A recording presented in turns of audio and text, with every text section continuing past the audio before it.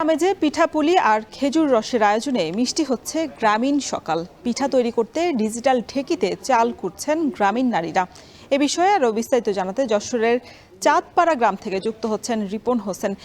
রিপন, সচরাচর আমরা দেখে থাকি যে কাঠের তৈরি যে ঢেঁকি থাকে সেখানেই নারীরা চাল বা ডাল এগুলো করে থাকেন, তবে ডিজিটাল ঢেঁকির বিষয়টা একটু জানাবেন। সেখানে আসলে সেই চালের কোটায় সেই স্বাদটা কি আসলে এখন পাওয়া যায় কিনা?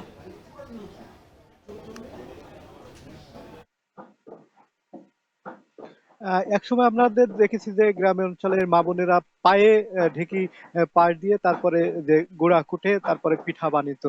কিন্তু বর্তমান সময়ে আমরা দেখেছি যে অনেকে বাড়িতে সেই ঢেঁকিটি আর নেই, এবং মানুষের যে কর্মব্যস্ততা, সেই কর্মব্যস্ততায় অনেকে ঢেঁকি পাড় দেওয়ার মানুষও পাওয়া যায় না। এ কারণে পিঠা খাওয়া তো আর থেমে থাকতে পারে না।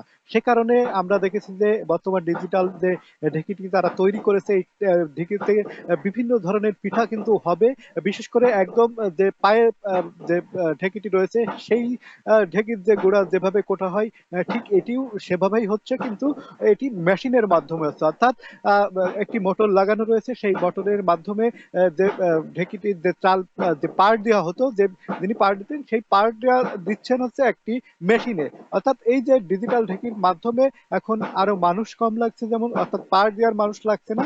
সেক্ষেত্রে যারা এই টিকার যে মানে যে গোড়াটা সেটি কিন্তু তৈরি হচ্ছে, এবং এর থেকে পিঠার যে স্বাদ, সেই স্বাদটি কিন্তু একদম আগের যে পায়ে কোটা যে পিঠার যে স্বাদ, সেই স্বাদটি কিন্তু এই পিঠায় থাকবে বলে জানিয়েছেন এখানকার যারা মানুষ রয়েছেন তারা, এবং যারা অনেকে এখানে আমরা দেখছি যে ঘুরতে আসছে। আপনি জানেন যে আহ, বর্তমান সময়ে যে ঢেঁকি সেটি পাওয়া দুষ্কর হয়ে পড়েছে।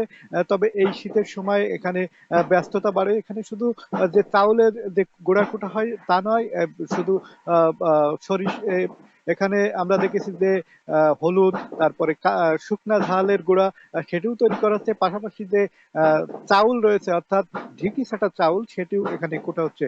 শীতের যে আমেজে আসলে পিঠার যে ধুম পড়ে গ্রাম অঞ্চলে, সেটির আসলে এখানে আসলেই বোঝা যায়। এখানে আমরা দেখেছি যে সকাল থেকে বিভিন্ন মানুষ আসছে, তারা গুঁড়া কুটে নিয়ে যাচ্ছেন, এবং এখানকার পিঠার যে স্বাদ সেটি ভালো। আমরা এখানকার যে আহ, দায়িত্ব রয়েছেন, এই ঢেঁকি তৈরি করেছেন, তার সাথে আমরা কথা বলেছিলাম। তিনি জানিয়েছেন যে 1 কেজি যে গুঁড়া সেটি করতে তারা 8 থেকে 10 টাকা বেশি নিয়ে থাকেন, এবং বাজারে যে মেশিনের মাধ্যমে যেটা কোটা হয় সেটির অনেক পিঠা তৈরি হয় না, কিন্তু এই ঢেঁকিতে সেইটি কুটলে সেই পিঠাটা তৈরি হয়, এমনটি কিন্তু এখানকার জানিয়েছেন।